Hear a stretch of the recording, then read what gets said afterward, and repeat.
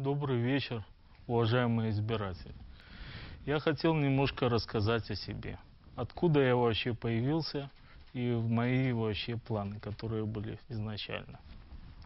Самое основное, это, конечно, меня вложил Георгий Станиславович Таразевич. Он был председателем Верховного Совета БССР, потом я был у него помощником депутатов Горсовета. Вот. Он много меня возил по Россию, знакомился с политическими деятелями России и Белоруссии. От этого началась моя политическая, будем говорить, карьера уже.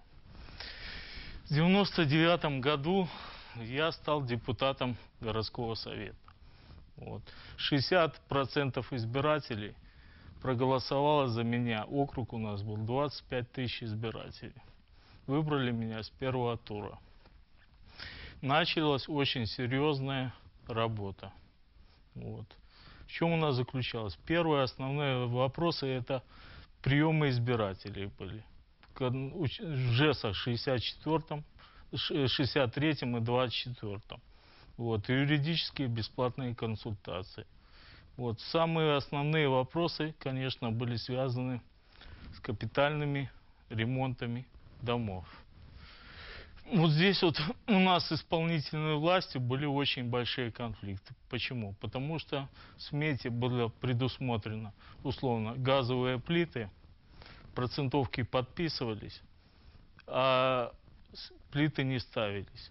Исполнительная власть местная не была заинтересована в том, чтобы был такой депутат, который контролирует средства целевого использования. В 2003 году закончились мои полномочия. 7 тысяч избирателей выдвинули меня кандидатом в депутаты местного совета. Но местная исполнительная власть не была заинтересована в этом. Они придумали, что в декларации неправильно отражен был доход, и просто-навсего сняли меня с регистрации. В 2004 году, в январе месяце, я пошел на плановую операцию. Была передозировка наркоза. Я в коме провалялся месяц. Восстанавливался. Была реабилитация. Потом в 2006 году я уже восстановился более-менее. Жители округа опять меня выдвинули кандидатом в депутаты по этому же округу. Собрали опять 5000 подписей за выдвижение.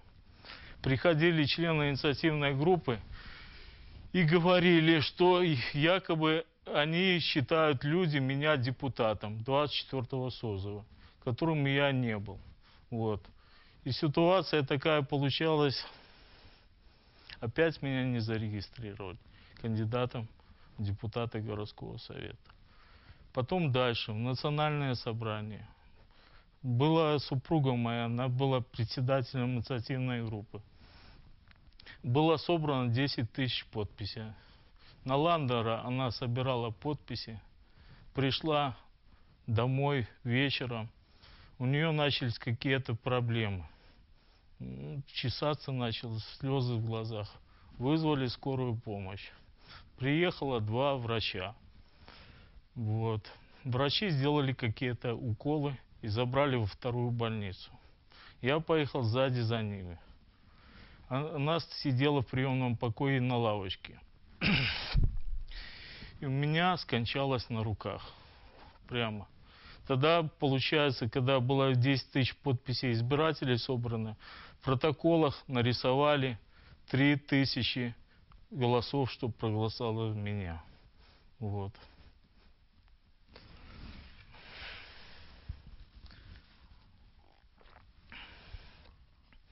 Но это все цветочки, уважаемые избиратели. Я сейчас о ягодках расскажу. У меня в законодательной и исполнительной власти очень много знакомых. Уже доведено с администрацией президента указание по Минску сделать явку 70%, 80% должно быть за Александра Григорьевича Лукашенко. Что мы будем делать? Я вам задаю этот вопрос и хочу услышать ответ.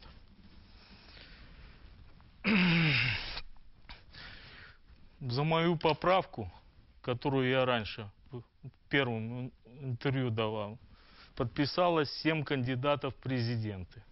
Вот я показываю вам, что они подписались.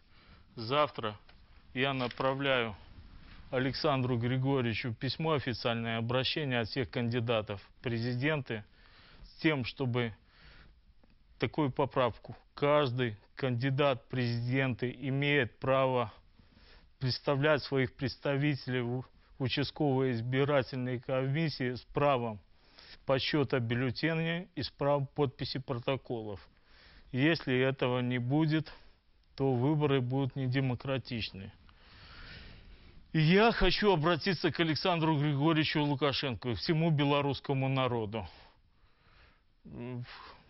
Что если в это время, за 2 недели он не даст ответ, вы обязательно мне позвоните.